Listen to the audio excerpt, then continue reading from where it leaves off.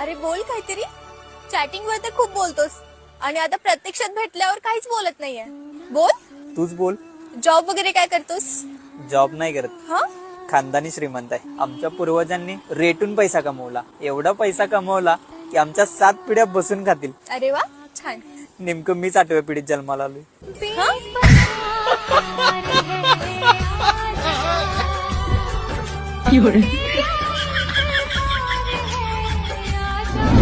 मला असं कळालंय की तू 9वीत नापास झाला होतास. हो, कसं काय? तेव्हा शाळेत ट्रेंड होता बघा, रुमालातनं पावडर घेऊन जायची. मी पण आपलं परीक्षेला जाताना सेंट मारून गेलो. मग तिथल्या मॅडम पेपर सपेपर्यंत माझ्या बँच जवळ थांबल्या. झालो नापास. शिक्षण काय झालं तुझं? स्पर्धा परीक्षा देतोय.